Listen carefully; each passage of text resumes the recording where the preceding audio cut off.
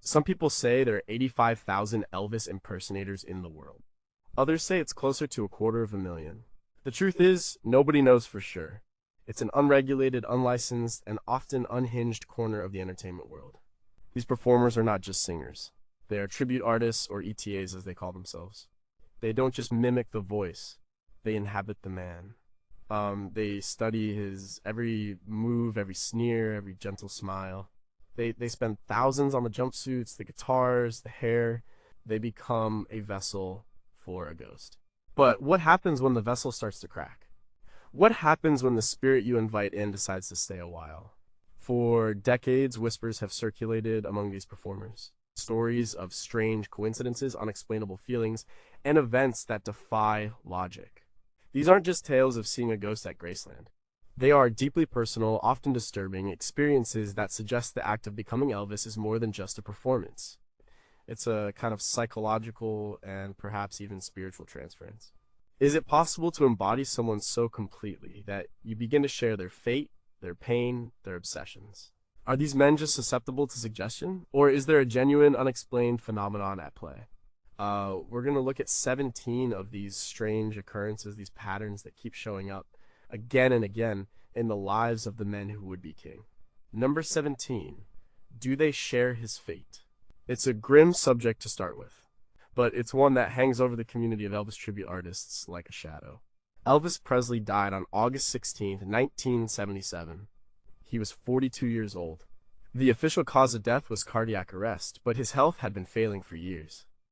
He suffered from a host of ailments, many of them exacerbated by a heavy dependence on prescription drugs.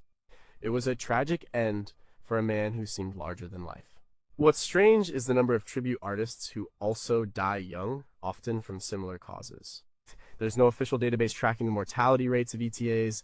It's a fringe profession. But if you spend enough time on fan forums or in community groups, you start to see a pattern. A well-known performer from the Midwest dies of a heart attack at 45.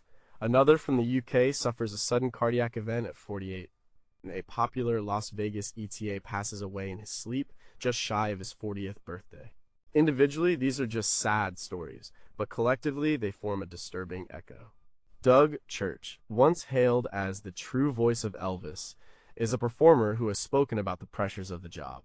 While still very much alive, he understands the lifestyle. The constant travel, the late nights, the pressure to look and sound like a man in his prime. This lifestyle mirrors the punishing schedule Elvis endured in the 1970s. The psychological toll is immense. But is it enough to explain the physical parallels in their deaths? In 2016, a study published in the journal Plo's Own looked at the mortality rates of famous musicians across different genres. It found that solo artists like Elvis had a significantly shorter lifespan than band members, with many dying from accidents, suicides, and homicides, often linked to substance use. The study didn't look at impersonators, of course, but it highlights the inherent risks in the rock and roll lifestyle that Elvis pioneered and that many ETAs, consciously or not, emulate. The pressure to perform, to be on all the time, leads to unhealthy coping mechanisms. The specific parallels are what's truly unsettling. It's not just early death, but death by heart failure. Elvis's enlarged heart and blocked arteries were a result of genetics, diet, and drug use. Many ETAs, in their quest for authenticity, adopt a similar diet. They might not go as far as the infamous Fool's Gold Loaf, but the Southern comfort food, the fried everything, is part of the persona. Some struggle with weight, just as Elvis did.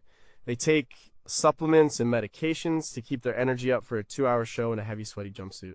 Dr. George Nicopolis, or Dr. Nick, was the physician who prescribed Elvis a staggering amount of pills. ETAs don't have a Dr. Nick, but the pressure to perform through pain and exhaustion can lead them to self-medicate in similar ways. The most famous case might be the actor Kurt Russell. While not a professional ETA, he played Elvis twice, in the 1979 film Elvis and again in 3,000 Miles to Graceland. He spoke about the immense difficulty of shaking the role, of getting the man's voice and mannerisms out of his head. He was so convincing that he embodied the spirit of Elvis. Now, imagine doing that not for a few months on a film set, but for decades as your entire career. The line between performance and reality begins to blur. The body, some psychologists believe, can manifest what the mind is fixated upon. This is the world of psychoneuroimmunology, the study of how the brain affects the body's physical health. If a man spends 30 years thinking he is Elvis, could his body begin to develop Elvis's weaknesses? It's a chilling thought. These men put on the jumpsuit as a tribute, a celebration of a life. But they may also be putting on the man's mortality. What are the odds that so many men in one specific profession would die from similar heart-related issues at a similar age to their idol? Is it simply a case of emulating a risky lifestyle, or is there a deeper psychosomatic process at work? Does the act of channeling a person's energy for a living somehow align your own biological clock with theirs? And the most shocking question of all, when an ETA dies, who is it that's truly passing away? The man himself, or the last vestiges of the king? Number 16, does his twin's ghost haunt them? Elvis Presley had a twin. This is a fact that even casual fans know, but few understand how deeply it affected him. Jesse Garon Presley was stillborn 35 minutes before Elvis on January 8th, 1935. Elvis grew up as a single child, but he always felt like a part of him was missing. He spoke to Jesse throughout his life, visiting his unmarked grave and confiding in him. This profound sense of loss, of being an incomplete whole, shaped his personality, his music, and his loneliness. What is strange is how this connection to a ghost, to a brother he never met, seems to transfer to some of his impersonators.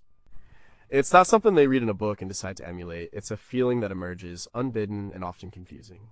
They report a persistent feeling of being watched, not by fans, but by a benign familial presence. Some have described it as a quiet companion in a lonely hotel room after a show.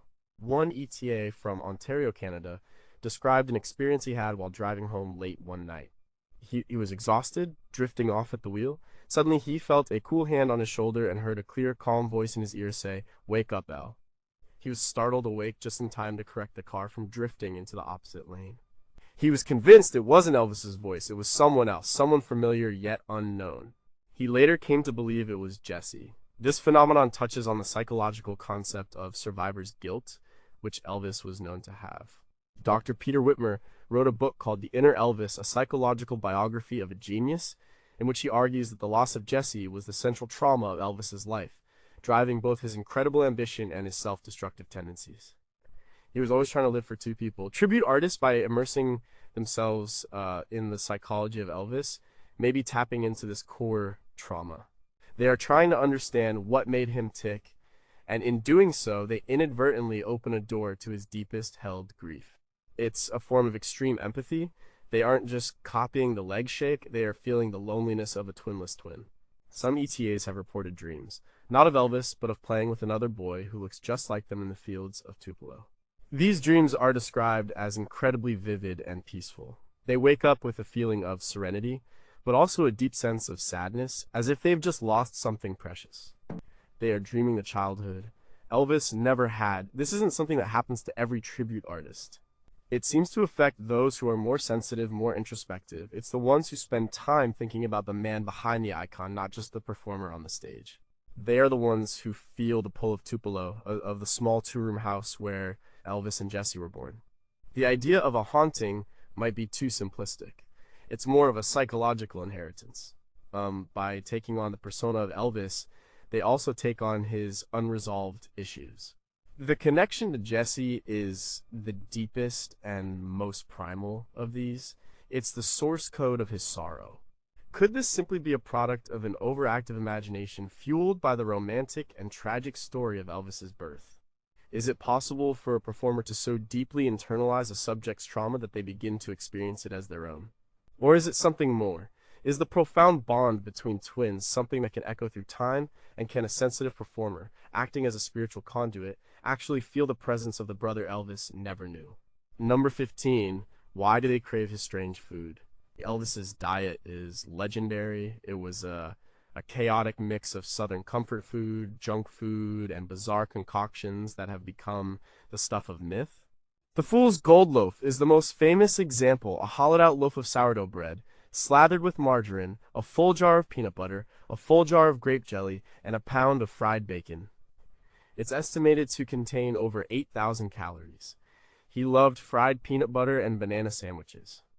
He loved burnt bacon, he loved cheeseburgers and Pepsi. It was the diet of a man who grew up poor and could finally afford to eat whatever he wanted, whenever he wanted. This is a part of the Elvis lore that many tribute artists embrace. It's a way to connect with the man. They'll eat a fried peanut butter and banana sandwich before a show for good luck. But for some, it goes beyond a fun tribute. They develop intense, specific cravings for these foods, even if they previously disliked them. A tribute artist from Texas who had been a health-conscious eater his whole life found himself inexplicably craving greasy cheeseburgers at 2 in the morning. He started drinking Pepsi constantly, something he hadn't done since he was a teenager. He said it didn't feel like a choice. It felt like a need, a powerful urge he couldn't ignore. He gained 30 pounds in a year, which ironically made him look more like the 1970s Elvis he was portraying. This phenomenon can be explained by simple psychology. The more you immerse yourself in a character, the more you adopt their habits. It's method acting, taken to the dinner table. If you spend all day thinking like Elvis, moving like Elvis, and singing like Elvis, it's not a huge leap to start eating like Elvis. The brain seeks consistency, but the cravings are often described as being more visceral than that. They aren't just in the mood for a certain food, it's a gut-level physical demand. Some have reported waking up from a deep sleep with an overwhelming need for a banana sandwich, as if their body chemistry has been altered. There's a concept in cellular biology called body memory, often discussed in the context of trauma, but also relevant here. The idea is that memories and even personality traits can be stored not just in the brain, but in the cells of the body. While this is scientifically controversial, especially in the context of organ transplants where recipients sometimes report new cravings or interests, it's an interesting lens through which to view this phenomenon. Could the intense, focused energy of embodying Elvis somehow trigger a kind of cellular shift, reprogramming the body's basic desires? The book Are You Hungry, Dear? Life Laughs on Lasagna by G.L. Gelfand and R.F. Smith, while a humorous look at celebrity diets details the sheer scale of Elvis's consumption. Reading these accounts, it's easy to see how an impressionable performer might be influenced. But influence doesn't fully explain the involuntary nature of the cravings some ETAs describe. It's one thing to decide to eat like your hero. It's another thing entirely to have your body start demanding it without your consent. It's a loss of control, a physical manifestation of the persona taking over. The diet, which contributed to Elvis's poor health and early death, becomes a part of the performance, and then a part of the man himself. Is this just a powerful form of psychological suggestion where research into Elvis's habits becomes a self-fulfilling prophecy? Or can the act of embodying someone so completely actually alter your body's chemistry and create physical cravings? At what point does the tribute artist stop choosing to eat like Elvis and start being unable to eat any other way? And could these inherited appetites be a key reason why so many ETAs end up sharing Elvis's health problems? Number 14, do they inherit his enemies? Elvis Presley was one of the most beloved figures in the world, but he also had his share of conflicts and controversies. In his later years, he became more reclusive and at times paranoid. He had a falling out with his Memphis Mafia, his inner circle of friends and bodyguards. The book Elvis, What Happened, written by 3 of these bodyguards, Red West, Sonny West, and Dave Hebler, was published just before his death. It exposed his drug use and volatile behavior. Elvis felt deeply betrayed. This is history. It has nothing to do with a man in a jumpsuit singing Hound Dog in 2024, and yet some tribute artists report strange, hostile encounters with people who seem to be projecting their anger about the real Elvis onto them. They aren't just hecklers who don't like the performance, they are people with a specific personal feeling grievance. One ETA recalls a show in a small town where a man in the front row stared at him with pure hatred throughout the entire performance. After the show, the man cornered him and started yelling at him about what you did to those boys, referring to the West and Hebler. The ETA was stunned. The man wasn't drunk, he was genuinely angry, and he was talking to the ETA as if he was Elvis. He seemed unable to distinguish between the tribute artist and the man himself. This phenomenon is a bizarre extension of celebrity worship. Sociologists who study parasocial relationships, the one-sided bonds people form with celebrities, and note that these can be intensely powerful. For some, Elvis is not a dead historical figure, he is a living presence in their lives. And when they see a performer who looks and sounds so much like him, Their brain, for a moment, accepts the illusion as reality. Dr. Lynn McCutcheon, a psychologist who has extensively researched celebrity worship, developed the celebrity attitude scale. It identifies different levels of fandom, with the most extreme level, borderline pathological, involving a willingness to act on obsessive thoughts. While this usually manifests as stalking or obsession, it can also manifest as anger. If someone feels that Elvis wronged them or someone they identify with, a convincing ETA can become the target of that long-held resentment. These encounters are rare, but they are deeply unsettling for the performers. They are prepared for adulation, for women throwing scarves on stage. They are not prepared for someone to look them in the eye and accuse them of betraying a friendship from 50 years ago. Another performer told a story of being approached by an elderly woman who claimed her husband used to be a musician in Las Vegas. She said Elvis had stolen a song from him in 1972. She was insistent and demanded that the tribute artists, not the Elvis Presley estate, pay her husband the royalties he was owed. No amount of explaining that he was just a performer from Ohio could convince her.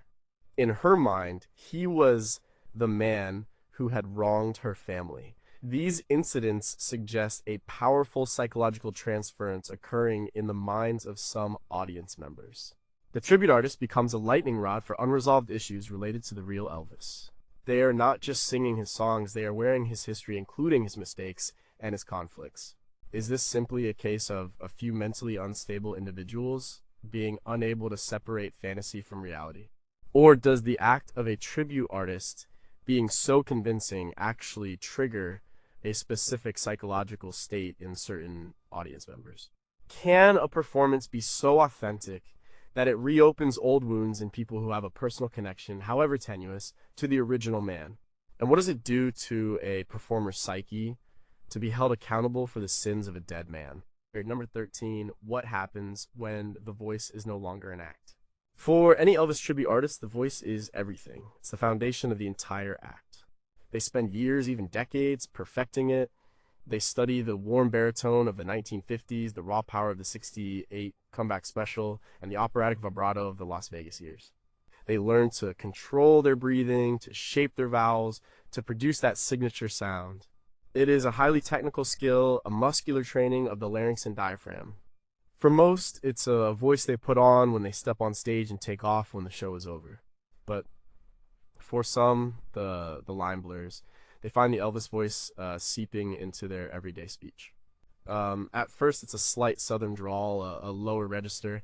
They catch themselves saying thank you very much to a barista. Their friends and family notice it. It becomes a running joke. But then, for a select few, it stops being a joke. The stage voice becomes their default speaking voice. They go to the doctor, and the doctor asks why they're talking like that. They aren't trying to. It's just how they talk now. The original voice, the voice they grew up with, is gone, buried under years of imitation. One of the most famous ETAs, Sean Clush, is known for a voice that is astonishingly close to Elvis's. In interviews, his speaking voice is remarkably similar to Presley's offstage voice. He has been doing this for so long, so intensely, that the two have merged. This isn't a criticism, it's an observation of a strange phenomenon. From a scientific perspective, this can be explained by neuroplasticity and muscle memory. The brain pathways and vocal cord muscles used to produce the Elvis sound become so well trodden that they become the path of least resistance. Just as a professional guitarist's fingers can form chords without conscious thought, the ETA's vocal apparatus defaults to the pattern it has practiced for thousands of hours. Dr. Ingo Titze, a renowned vocalogist, has written extensively on how vocal training physically alters the structures of the larynx. The act of singing like Elvis for a living literally reshapes a part of your body. But the psychological component is just as important. It represents a profound level of identity fusion. The persona is no longer a costume, it has integrated with the self. This is something method actors like Daniel Day-Lewis have famously struggled with, refusing to break character for months during a film shoot. But an ETA's shoot never ends. It's their entire career. Some former tribute artists have spoken about the difficult process of finding their own voice again after they retire. It can take years of conscious effort to undo the conditioning. They have to retrain their brain and their body to speak in a way that feels alien to them but was once their own. It's a bizarre form of self-erasure. In the quest to become a perfect copy, the original is lost. The voice, the most personal and unique signifier of an individual, is replaced by the voice of another man. And not just any man, but one of the most famous voices of all time. Is this purely a physical and psychological result of intense, repetitive practice, like a vocal form of Stockholm Syndrome? Or is there a more mysterious element at play where the essence of a person's voice can be so perfectly channeled that it overwrites the original? What does it feel like to open your mouth and have a dead man's voice come out, even when you're not trying? And if the voice can be lost, what other parts of the self can disappear too? Number 12 is there a curse on the jumpsuits. The spangled jumpsuits of the 1970s are the most iconic image of Elvis. They were designed by Bill Ballou, and each one had a name: the Aloha, the Peacock, the American Eagle, the Sundial. They were symbols of his larger-than-life stage presence. For tribute artists, owning a high-quality, custom-made replica is a rite of passage and a huge financial investment, often costing upwards of $5,000. These suits are treated with reverence. They are the sacred vestments of the ETA's profession. But some suits seem to come with more than just a high price tag. A strange superstition, a quiet rumor, circulates among performers about certain jumpsuits being unlucky or even cursed. The stories are always similar. A performer buys a new suit, a replica of a specific famous one. And then things start to go wrong, but only when they are associated with that suit. For example, an ETA commissions a perfect replica of the Black Matador jumpsuit. The first time he wears it on stage, a speaker blows and the sound system fails. The next time, he trips on a cable and sprains his ankle, something that has never happened in 15 years of performing. He wears a different suit for a month, and everything is fine. He puts on the Matador again, and his car breaks down on the way to the gig. You know, it sounds like simple coincidence, the kind of pattern seeking the human brain is so good at. But the stories are persistent. The unlucky suits are often replicas of jumpsuits Elvis himself wore during difficult periods of his life. The period from 1973 to 1977 was marked by declining health and personal turmoil. Performers who wear replicas of suits from this era sometimes report feeling an unusual sense of melancholy, fatigue, or even despair when they put them on. One performer described wearing a replica of a suit from a 1976 tour. He said as soon as he zipped it up, he was overcome with a wave of physical exhaustion and a feeling of not wanting to be there. The feeling would vanish as soon as he took the suit off after the show. This could be a powerful example of the nocebo effect, the opposite of the placebo effect. If a performer believes a suit is unlucky, they may become more anxious, and that anxiety can lead to clumsiness or a negative perception of events. If they know the history of the original suit and the difficult time Elvis was having when he wore it, they might subconsciously project that history onto their own performance. But some of the stories are harder to explain away. There are tales of specific suits being sold from one ETA to another, with the bad luck seeming to follow the garment. The original owner sells the cursed suit, and his string of bad luck ends. The new owner then starts experiencing unexplained technical difficulties and minor accidents. The materials themselves hold no power, of course. They are just rhinestones and polyester. But in the world of ritual and performance, objects can become imbued with meaning and energy. The jumpsuit is the final piece of the transformation. It's when the man from accounting truly becomes the king of rock and roll. Perhaps this moment of transformation is so psychologically charged that it can attract or create a certain kind of energy. And for whatever reason, that energy sometimes turns negative. Why do these stories of cursed suits persist, even among rational performers? Is it just a way of explaining away bad luck and the random misfortunes of life? Or can an object, through the intense psychological focus placed upon it, become a kind of talisman for negative energy, especially if it's a copy of something worn by a man in a state of decline? When an ETA puts on the suit, are they just wearing a costume, or are they also wearing the emotional state of Elvis from the night he first wore the original? And number 11, why are they drawn to Graceland? For any Elvis fan, Graceland is a place of pilgrimage. It's the home where he lived, loved, and died. It is preserved as a museum, a time capsule of his life.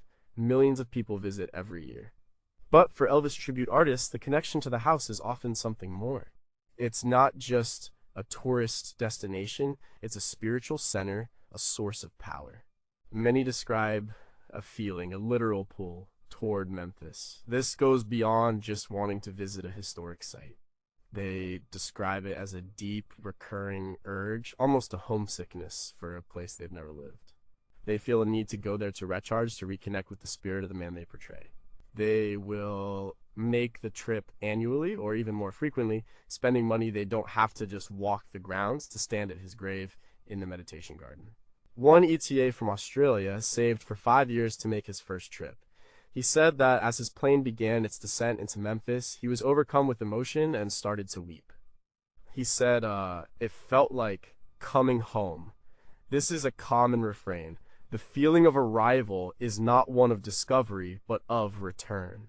The psychological explanation is fairly straightforward. If your entire professional and personal identity is wrapped up in the life of Elvis Presley, his home will naturally become the most important place in the world to you. It's a form of identity-confirming behavior. Going to Graceland reinforces the persona and validates their life's work. But some of the experiences they report at Graceland are harder to explain. They don't just feel a general sense of history, they report specific, localized sensory experiences. Some feel a sudden chill in the TV room, others claim to smell the faint scent of Elvis's favorite cigars in the billiard room. Many report hearing whispers or faint music in the jungle room, even when it's silent. These could be attributed to suggestion. Graceland is marketed as a place where his spirit lives on. The visitors arrive expecting to feel something, and so they do. But ETAs, who are so attuned to the nuances of Elvis, often report things that are more specific. The one performer standing by the grave said he clearly heard the whinny of a horse. He later learned that Elvis's beloved horse, Rising Sun, was buried nearby in the garden, though the grave is not a prominent part of the tour. He had no prior knowledge of this. The phenomenon of place memory, or the stone tape theory, is a concept from paranormal research. It suggests that strong emotional events can somehow be recorded in the environment and replayed under certain conditions. Graceland, having been the site of so much joy, creativity, and eventual tragedy, would be a prime candidate for such a phenomenon. Because ETAs are so psychologically tuned in to Elvis, they may be more sensitive to these residual energies than the average tourist. The pull to Graceland acts as a kind of homing beacon for these performers. It is the one place on Earth where their obsession is perfectly normal, where they are surrounded by thousands of others who feel the same way. It is their mecca, but the intensity of the connection, the feeling of it being a physical need rather than a simple desire, is what makes it strange. Is this pull just the logical conclusion of a deep professional and emotional investment in a historical figure? Are the strange experiences at the mansion simply the product of a powerful atmosphere and a receptive imagination? Or is there a genuine unexplained energy at Graceland, and are the tribute artists, having made themselves into human antennae for all things Elvis, uniquely equipped to receive its signal? Number 10, do they receive guidance from beyond? This is perhaps the most personal and least discussed phenomenon among tribute artists. It's one thing to say you feel a presence in a historic building. It's another to say you have had a direct, personal encounter with the ghost of Elvis Presley. And yet, a significant number of ETAs, often in hushed tones, will admit to having such an experience. These aren't violent or scary hauntings. They are almost always described as calm, helpful, and supportive visitations. They tend to happen at moments of crisis or self-doubt in the performer's life. The experience usually takes one of two forms: a vivid, lucid dream or a waking vision. In the dream visitations, the ETA will find themselves in a room with Elvis. He's often dressed in casual clothes, not a jumpsuit. He looks healthy and happy. He speaks to them, offering advice about a specific problem they are facing. Might be about their career, don't take that gig in Reno, it's a bad scene, or their personal life, you need to spend more time with your family.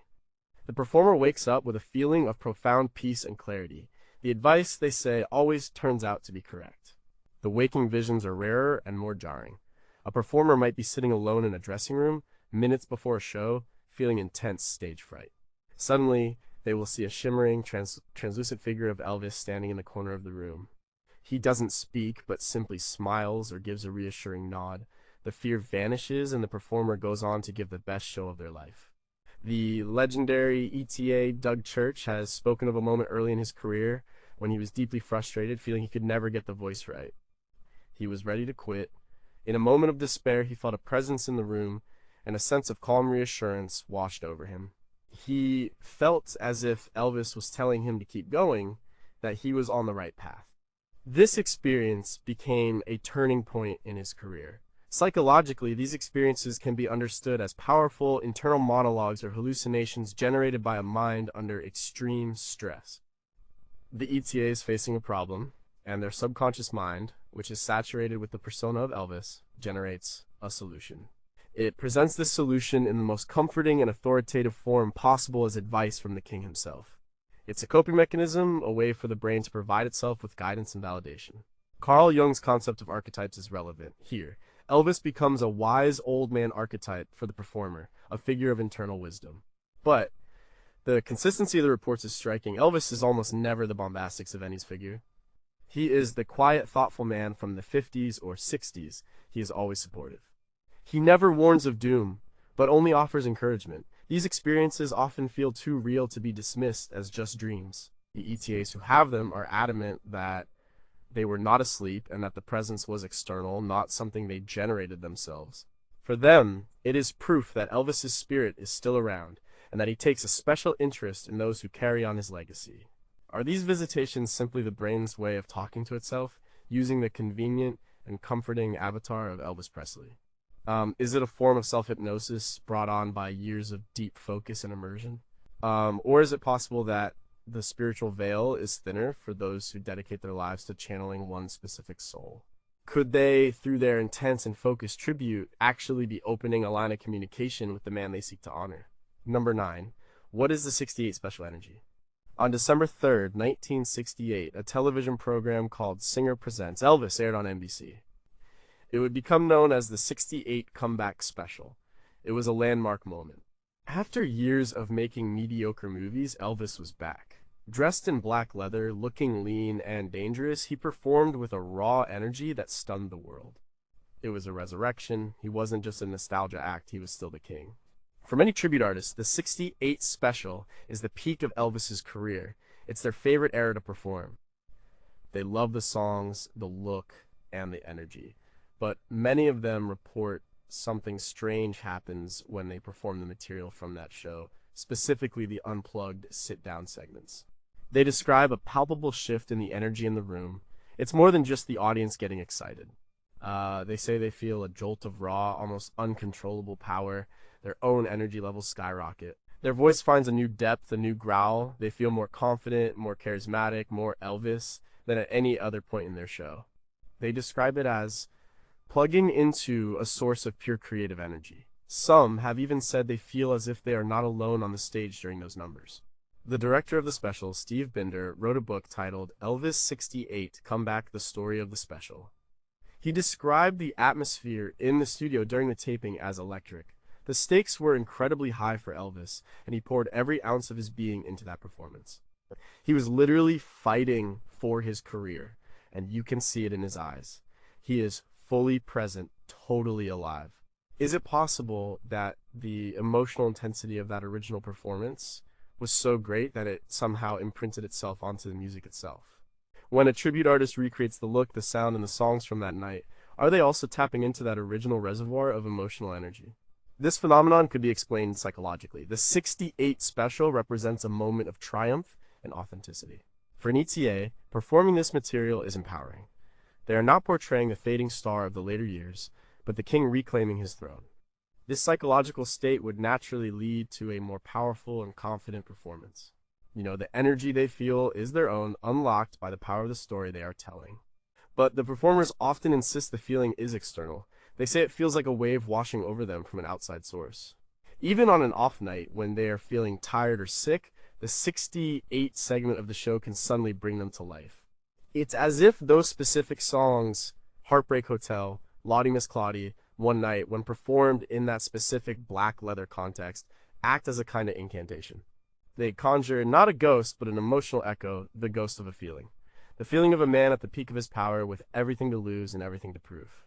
Is the 68 Special energy simply the result of performers and audiences reacting to a powerful and iconic moment in music history? Is it a self-generated psychological boost tied to a narrative of triumph?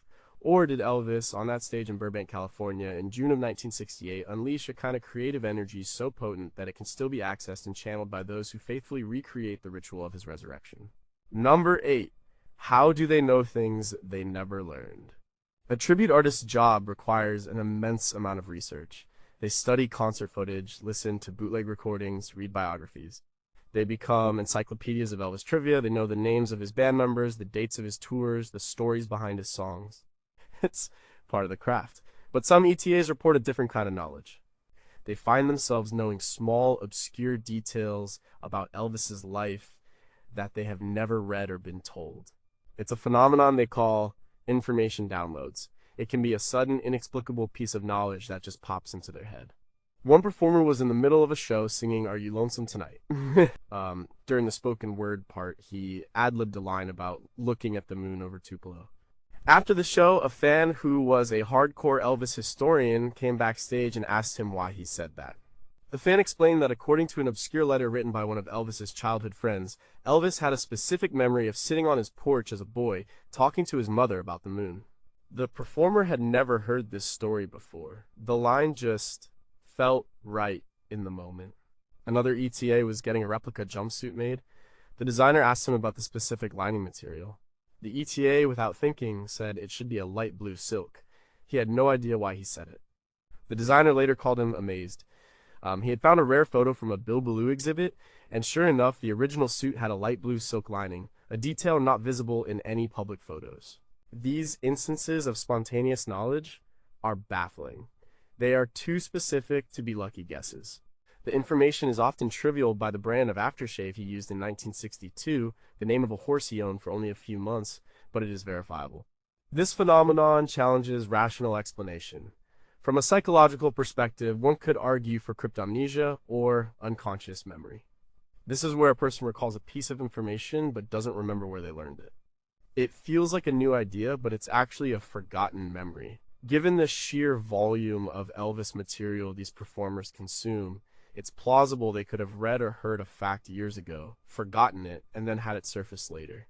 But the ETAs who experience this often swear they could not have learned the information. They are meticulous about their research and know their sources. They insist the knowledge comes from out of the blue. Some look to more esoteric explanations. The idea of a collective consciousness, a term popularized by Carl Jung, suggests a shared pool of memories and experiences accessible to all humans. Perhaps by focusing so intently on one individual, these performers are able to tap into the part of that consciousness related to Elvis. Or, to take it a step further, if one believes in the survival of consciousness after death, could these be small pieces of information leaking through from Elvis's own spirit? It's a bizarre and unsettling thought. The performer is no longer just imitating.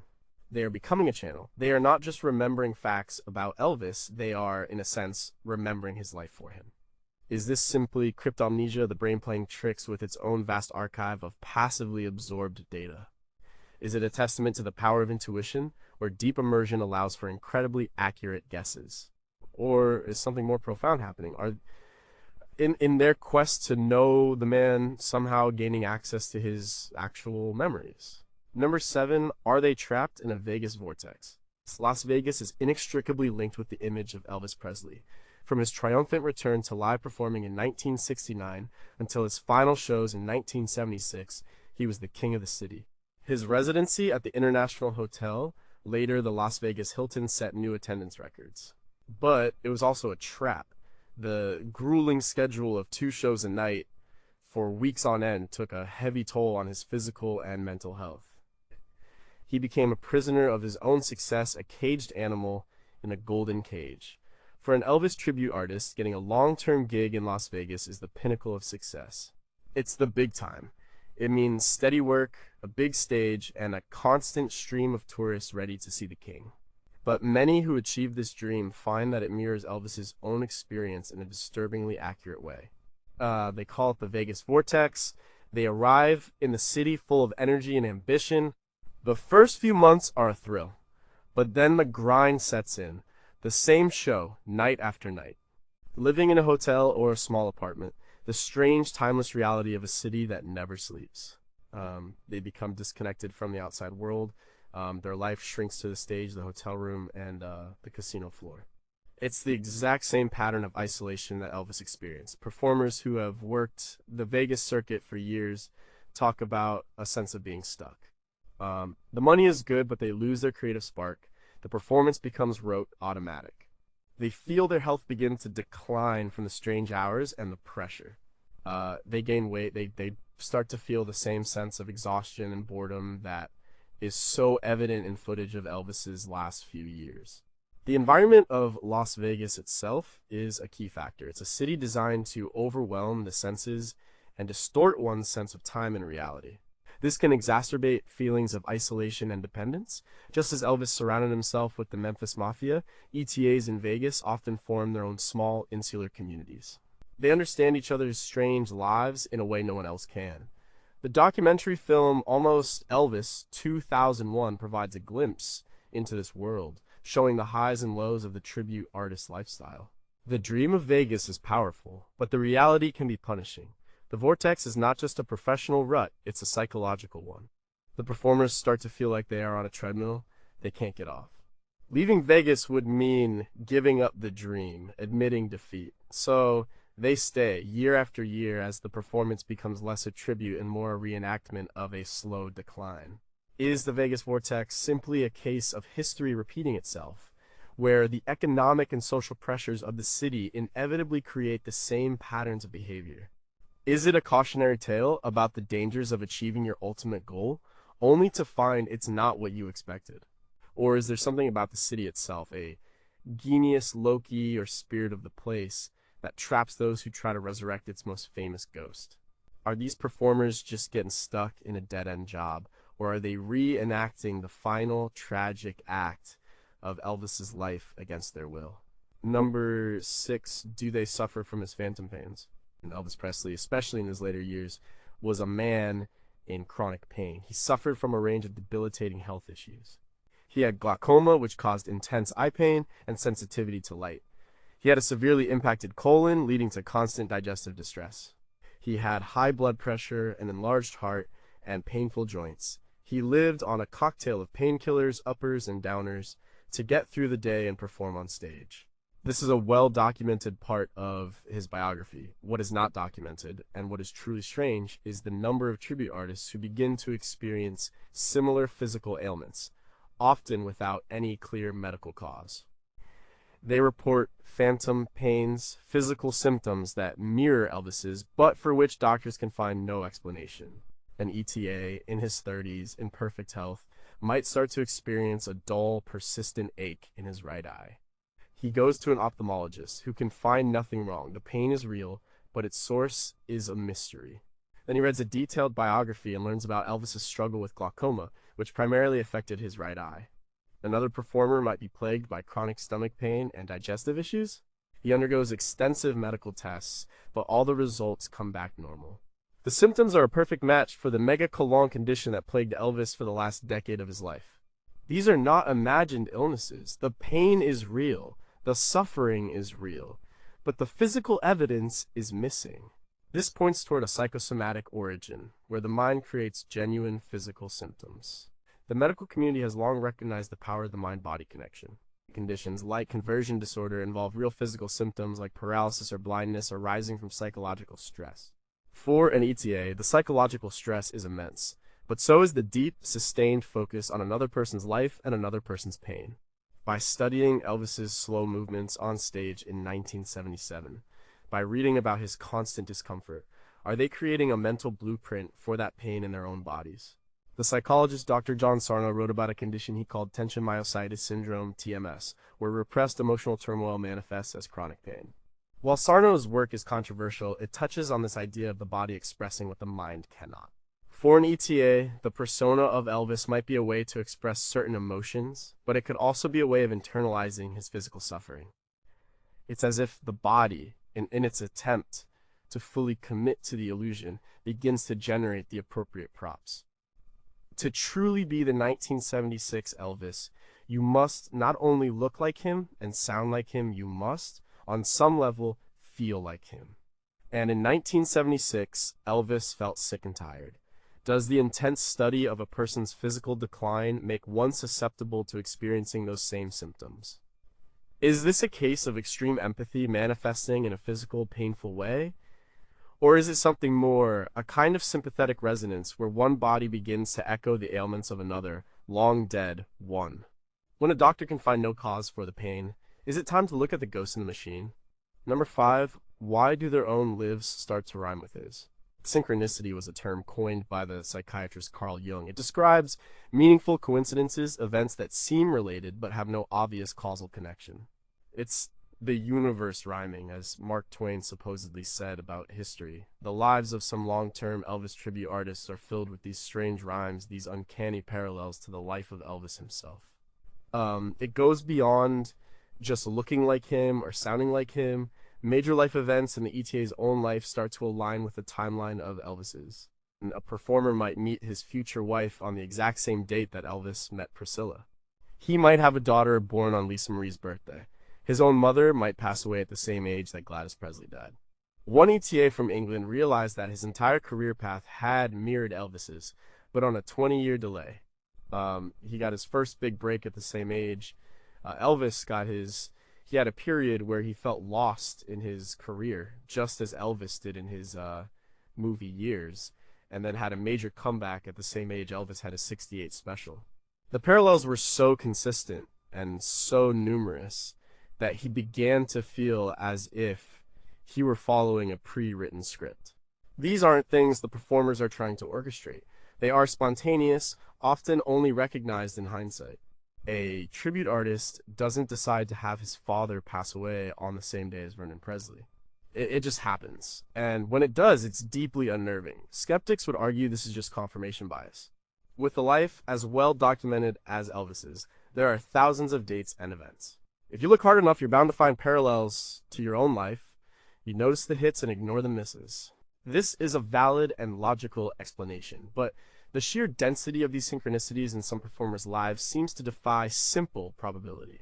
It's not just one or two dates lining up, it's dozens of small and large events, creating a pattern that is, as Jung would say, meaningful.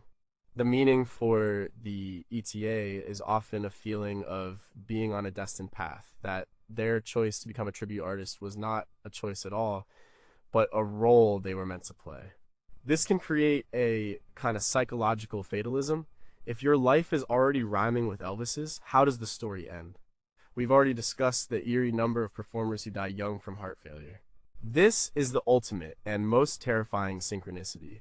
This phenomenon suggests that by dedicating your life to one person's story, you might somehow attune your own life's frequency to theirs. You step into a narrative current, and it begins to pull you along a similar path. It's a strange and esoteric idea, but it's how many of these performers feel. They are not just imitating a life, they are reliving it, one meaningful coincidence at a time. Is this all just a trick of the mind, our natural human tendency to find patterns in random noise? How many coincidences does it take before it stops being a coincidence and starts being a pattern? Or is it possible that life paths like orbits have a gravitational pull, and that by getting too close to a powerful one like Elvis's, you risk having your own trajectory irrevocably altered? Number 4, do they lose themselves in the role? Of all the strange things that can happen to an Elvis tribute artist, this is the most common, the most insidious, and the most psychologically dangerous. It's the slow, quiet erosion of their own identity. It's the point where the man playing Elvis and the man himself become indistinguishable, not just to the audience, but to the performer. It starts subtly. He refers to Elvis's life in the first person. I remember when we recorded Heartbreak Hotel. The way he holds a coffee cup, the way he leans against a wall. His family notices he is being Elvis at the dinner table. This is a well-known risk in the world of acting, often called identity diffusion. The actor invests so much of their mental and emotional energy into a character that the boundaries between the self and the role begin to dissolve. But for a stage actor, the play has a limited run. For a film actor, the shoot eventually ends. For a career ETA, the role is for life. Dr. Gigi Gazzari, an anthropologist, spent years studying the ETA community for her book The King and I, A Little Story of Elvis, Impersonators, and the New American Dream. She documents this process of identity fusion, noting that the most successful ETAs are often the ones who go the deepest into the role, sometimes at great personal cost. The performer might change his legal name to something Elvis-related. He might style his home to look like a miniature Graceland. He loses touch with friends who knew him before. His entire social circle becomes other Elvis fans and tribute artists. The original self, the person he was before he put on the jumpsuit, begins to feel like a distant memory, like someone he used to know. This can lead to a severe identity crisis if the performer ever decides to stop. Who are they without the hair, the suit, the voice? The question can be terrifying. Some describe a feeling of being a hollow shell, a ghost imitating another ghost. The persona they built to entertain others has consumed their own. One of the most tragic stories is that of an ETA named Johnny Hara. He was one of the top performers in the world in the late 70s and early 80s. He looked so much like Elvis that he was used as a body double in the 1979 film, Elvis. But he struggled to separate himself from the role. His life became a blur of performance and reality, and he battled with many of the same demons Elvis did. He was a man who flew too close to the sun and got burned. This isn't a paranormal phenomenon. It's a psychological one, but it is profoundly strange. It is a form of consensual, long-term possession. The performer willingly invites the spirit of Elvis in, and eventually the spirit becomes the landlord and the original tenant is pushed out. At what point does a tribute become an obliteration of the self? Is there a point of no return for these performers? A moment when the mask fuses to the face? Can a man spend so long pretending to be someone else that he forgets who he was? And the most disturbing question in the end, is there anyone left inside to even ask for help? Number 3, why do fans treat them like the real thing? An Elvis tribute artist knows they are not Elvis. The audience knows they are not Elvis. It's a performance, a shared, willing suspension of disbelief for a couple of hours. But sometimes for some fans, that suspension of disbelief becomes permanent. They begin to interact with ETA as if he is the genuine article. This goes far beyond praise or adulation. It's a complete transference of their feelings for Elvis onto the performer. Women will weep and tell a tribute artist, "I've loved you since I was a little girl." They are not talking to the 40-year-old man from Indiana on the stage. They are talking to their memory of Elvis. They will hand him personal items to bless. They will ask him for life advice as if he possesses Elvis's wisdom. This is a powerful and often uncomfortable experience for the performer. They are suddenly the recipient of decades of pent-up emotion that was meant for someone else. They become a living, breathing focal point for a fan's lifelong parasocial relationship. The phenomenon is particularly intense with older fans who were alive when Elvis was. For them, a good ETA can be a kind of time machine. He doesn't just remind them of Elvis for a moment, he erases the years and makes them feel young again. In that moment of intense emotion, the line between reality and illusion can completely vanish. One ETA told a story of a woman who came to every one of his shows for a year. She would always sit in the front row and just stare at him. Not with adoration, but with a kind of quiet intensity. One night, she came backstage and handed him a key. She told him it was the key to her apartment and that it's time for you to come home now. She genuinely believed he was Elvis returned, and that she was his destined love. The situation became so difficult that the performer had to get a restraining order. This is an extreme example, but less intense versions happen all the time. Fans will give ETAs gifts that were intended for Elvis. They will share deeply personal stories with them, confessing secrets as if they were talking to a priest or a therapist. The tribute artist is no longer just a singer. He has become a symbol, a container for the hopes, dreams, and grief of an entire generation of fans. This strange transference is not the fault of the performer, but it is a direct result of his skill. The more convincing he is, the more likely he is to trigger this kind of response in susceptible individuals. He is just trying to do a good job, but in doing so, he can unwittingly become the center of someone else's delusion.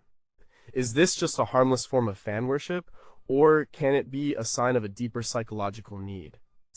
What does it say about our culture's relationship with celebrity, that a good copy can inherit the emotional weight of the original? How does a performer navigate the moral and emotional complexity of being the object of such a profound and mistaken devotion? And what happens when the fan refuses to believe the show is over? Number 2, do they feel his presence during performances? Almost every seasoned Elvis tribute artist has a story about the zone. It's a state they enter during a really good performance where everything just clicks. Their voice is perfect, their moves are effortless. They are not just imitating Elvis, they feel like they are channeling him. Performance flows through them rather than from them, but some performers describe something more than just being in a flow state. They report a distinct and undeniable feeling of another presence on stage with them. They feel as if they are not alone, that the man himself is there, standing in the wings, or even sharing the microphone with them. This isn't a visual sighting, it's a feeling, a sense of being guided, of being helped. A singer might be struggling with a high note and suddenly feel a surge of power in his voice that allows him to hit it perfectly. A dancer might feel a gentle, invisible hand guiding his movements. They describe it as a partnership, a duet with a ghost. One of the most respected ETAs, Cody Ray Slaughter is known for his incredibly energetic and authentic portrayals of the young Elvis. In interviews, he has talked about the spirit of Elvis and the importance of respecting the man and the music. Many performers who reach this level of skill and dedication report a similar feeling. It's a sense of connection that goes beyond simple impersonation. Skeptics would call this a powerful psychological experience, a manifestation of the performer's own peak abilities. The presence they feel is their own talent, their own muscle memory and charisma, fully activated. The years of practice have made the performance so second nature that it feels external, like it's coming from somewhere else. It's the artist being so in sync with their art that they feel a sense of transcendence. But the performers themselves often feel that's not the whole story. The feeling is too specific, too personal. It feels like another consciousness. They feel a sense of approval, of encouragement from this presence. It's not just energy, it's personality. This feeling is often strongest when they perform in historically significant venues, like the International Hotel in Las Vegas, or on stages where Elvis himself once stood. It's as if the energy of the original performances still lingers, and a skilled ETA can tap into it. This is the central mystery of the tribute artist's world. They spend their lives trying to become a perfect reflection of another man. Is it possible that at the peak of their performance, the reflection becomes so perfect that the original man looks back through it? Is the zone just another name for a state of extreme focus and confidence common to all top-tier performers? Or is it something unique to this particular form of tribute, where the subject of the tribute is so iconic and his energy so powerful? Can a performer, through sheer force of will and dedication, create a momentary bridge between the world of the living and the spirit of the man he honors? When the audience roars, who are they really applauding? Number one, what if the man in the mirror is not you? This is the strangest and most profound experience of all. It is the culmination of all the other phenomena. It is the moment when a performer's own reflection becomes alien to him. It usually happens late at night after a show. The ETA is in his dressing room or hotel bathroom. He's still in costume, the makeup sweating off, the hair dye starting to run. He is exhausted, physically and emotionally drained. He looks into the mirror, and for a fleeting second, the face staring back is not his own. It is not a hallucination in the traditional sense. It's a moment of profound cognitive dissonance. He sees his own features, but they are arranged differently. He sees Elvis's eyes looking out of his own sockets. The expression is not his own. It is the weary, sad, and knowing expression of the late-era Elvis. In that moment, the man in the mirror is a complete stranger, a famous stranger. The experience is described as deeply and primarily terrifying. It's a complete loss of self, a moment of psychic vertigo. Who am I? The question hangs in the air, unanswerable. He is not himself, he is not Elvis, he is a terrifying fusion of the two, a man trapped between two identities. This moment is the ultimate price of the performance. It's the point where the psychological wall between the performer and the persona completely collapses, if only for a second. It is the result of years of staring at photos of Elvis, of studying his face in films, of trying to replicate his every expression. The performer's own brain, in a state of exhaustion, momentarily superimposes the image it has studied for so long over the performer's own face. Neurologically, it's a fascinating glitch. Experientially, it's a nightmare. One performer described it this way: I looked in the mirror, and he was looking back at me. Not me in a suit. It was him. And he looked so tired. He looked at me like he was sorry for me. This experience can be a breaking point. For some, it's a wake-up call, a sign that they have gone too far, that they need to pull back and reconnect with their own identity before it's lost for good. For others, it becomes a kind of perverse goal. They chase that moment, that feeling of complete transformation, believing it is the sign of ultimate success. They have not just imitated the king, they have become his vessel. This is the final, unanswered question that lies at the heart of this strange subculture. It is the logical endpoint of a journey that begins with a song and ends with a complete loss of self. Is this moment in the mirror a sign of a complete psychological breakdown, a symptom of depersonalization disorder brought on by a unique and stressful profession? Is it a trick of the light, a tired mind playing games with its own reflection? Or is it something else? In that one terrifying second of recognition, when the tribute artist looks into his own eyes and sees the ghost of the king staring back, who is the performer and who is the performance? What if, in the quest to bring Elvis back to life, a man can accidentally erase himself?